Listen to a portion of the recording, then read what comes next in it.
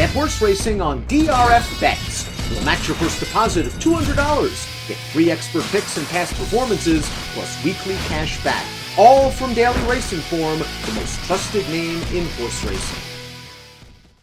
Dan Illman, Mike Beer for Breeders' Cup Focus. In this edition, we're going to take a look at the leading contenders for the Breeders' Cup Turf Sprint. Remember that Breeders' Cup pre-entry past performances are available on DRF.com. And for all the latest Breeders' Cup news, head on over to DRF.com/BC. Here are the top 10 contenders as ranked by very preliminary morning line order for the Breeders' Cup Turf Sprint. The rankings compiled by Brad Free. Number 1 is Golden Pal, and why not? He has been a dominant turf sprinter for the last couple of years. He's the defending champion in this race, and he's coming into this race very, very sharp, Mike. He won at Keeneland last time out in a race we're going to take a look at right now.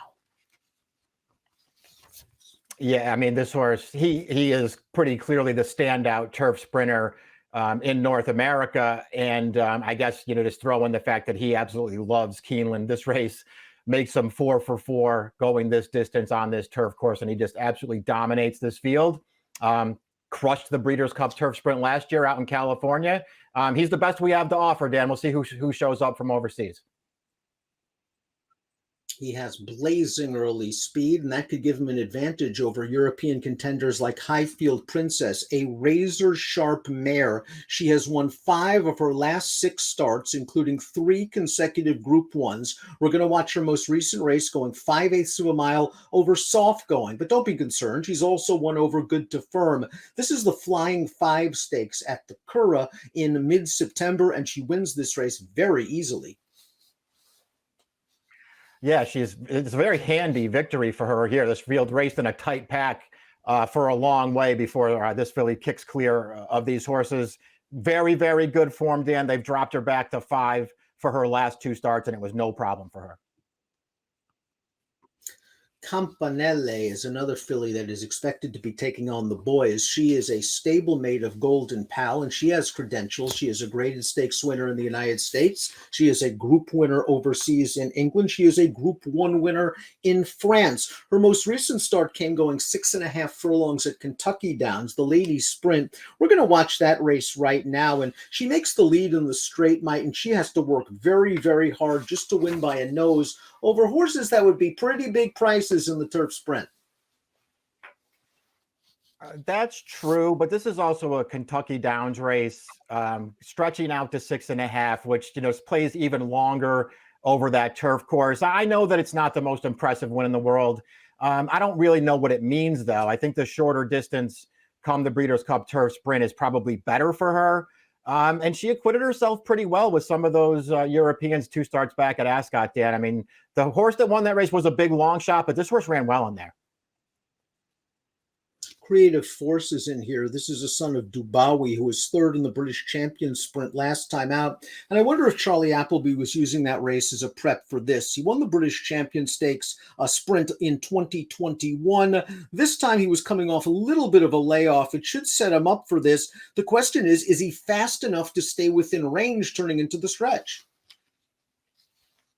Yeah, I mean, that's the question with most of the European sprinters that ship over here. It feels like our turf sprinters are just quicker from the gate and a little bit faster early. And so we'll see if Creative Force can cope with it. I do respect the fact that he's, that they gave him a little bit of a break. He ran fine last time against Kinross, who's just a really nice horse and in very sharp form. Taking a look at 6 through 10, we'll discuss the 5, Arrest Me Red. It's an embarrassment of riches for Wesley Ward. He has Golden Pal. He has Campanelle. He has Arrest Me Red. Arrest Me Red in many years would be a major contender for this race, but Golden Pal is so good that he's number 5 on this list. Graded stakes winner this year. He ran just fine in the Grade 1 Jaipur 2 starts back, although I really didn't see much of an excuse. Last time out should really set him up. That was a race at Kentucky Downs where he was beaten by Brand. He was a little farther back than usual in that race. Yeah, he was. He has way more tactical speed than that. I think that the way that, how handy this horse is could be a real benefit for him. He can get any kind of a trip in a race. But, ultimately you're right, Dan. I mean, it's not like he had some kind of huge excuse to lose last time. He ran fine in the Jaipur, but Casa Creed was better than he was. He's a really nice horse. There are things to respect about him, but I think he'll have his hands full come Breeders' Cup Day. Brand's at the board in his last 6 races. Do you think he's more effective at slightly longer distances than the 5.5? I do think he's probably a little better going longer, and I don't think he's quite good enough to beat a field like this one either, although he will be coming in off a career best performance.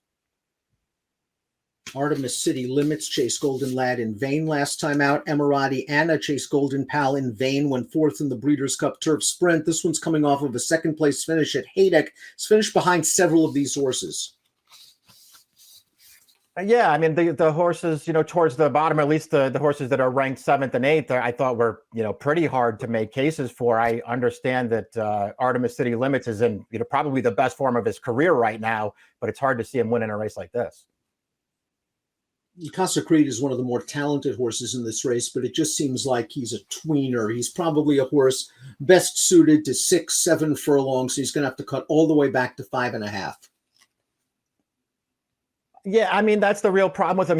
I think he might be as talented as anyone in here, Dan. I don't know that the 5.5 is a great distance for him.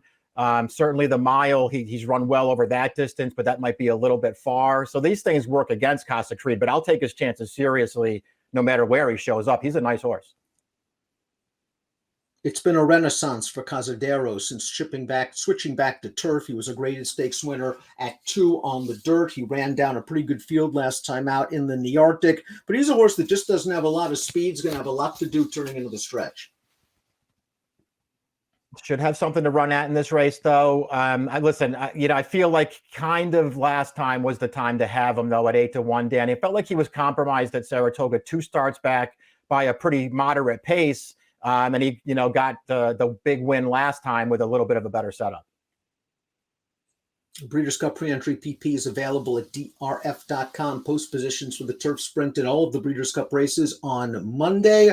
Right now, it's Wesley Ward's world as it pertains to the Breeders' Cup Turf Sprint. 3 of the top 5 contenders on Brad Free's morning line, including Golden Pal.